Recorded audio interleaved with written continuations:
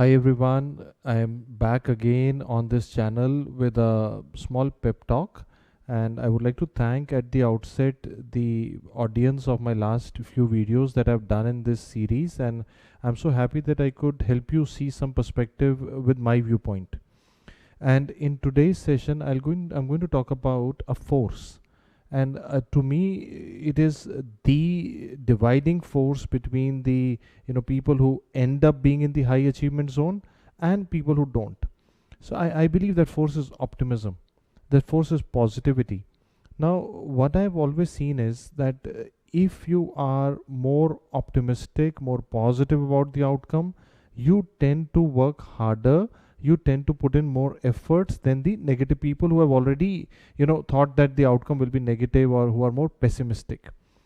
Now it is all easier said than done, and I feel that this is a constant debate happening in our mind, and it is a constant debate happening inside ourselves all the time. Whenever we are trying to seek something more, whenever we're trying to seek something which is in the high achievement zone, deep inside our mind, I'm sure from your neurology and physiology lectures, that there's something in your brain called as the prefrontal cortex, which wants to seek more, do more. And there's something called as the amygdala, which is the one which is responsible for the fear, which is pulling you back. The prefrontal cortex wants to seek more, the amygdala wants you to be cautious, and this battle is happening inside us all the time. What I've seen is that the high achievers are the ones who tend to be more optimistic about the outcome. Now suppose, and that is the agenda behind my video today. Suppose you find yourself to be in a negative zone. What I would want you to do today is, please do an audit of the people that you surround yourself with.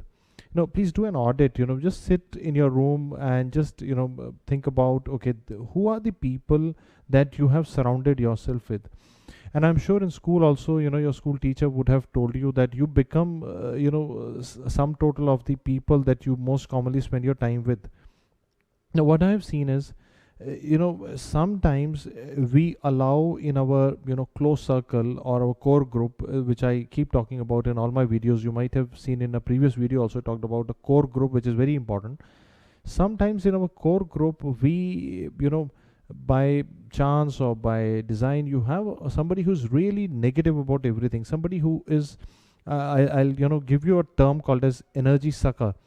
So what happens is, these negative people, as soon as you say that you want to do something, they will tell you why it would go wrong, why you should not do this, why you should not go out, why you should not read this book, why you should not do this. So there will be so many people who would be like naysayers. Now if somehow you could audit your people, the people that you are with, if you could audit that, and if somehow you could by design reduce your interactions with that negative person. So if you have a negative person in your nearby circle, it is difficult to just cut that person off because of various reasons. But when you are seeking a high achievement zone in your life, or you are nearing an exam or a very important moment in your life, you don't want to let your energy be sucked away by somebody's negativity and somebody's pessimism. So reduce your interactions with these negative people. And also in your school, in your college, in your hospital, wherever you are, please seek positive company. Please seek company. Suppose you meet people who are more positive, more confident about things, who believe things can happen, they will rub off that optimism onto you.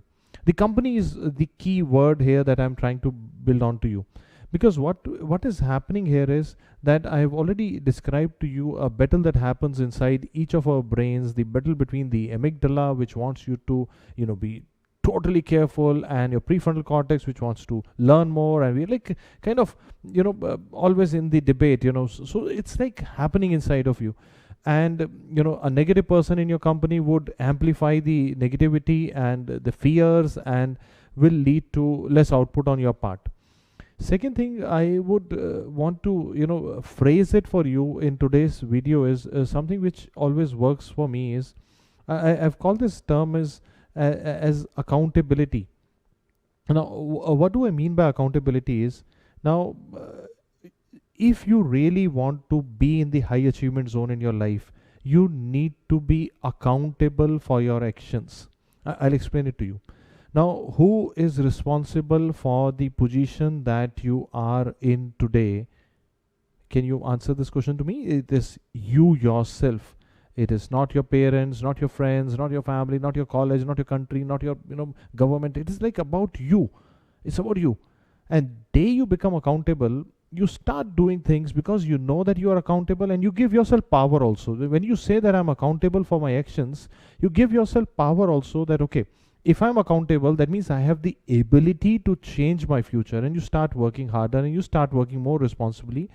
And you do not look for, you don't play the victim card that I am not doing well because of this and because of that. You start becoming more accountable.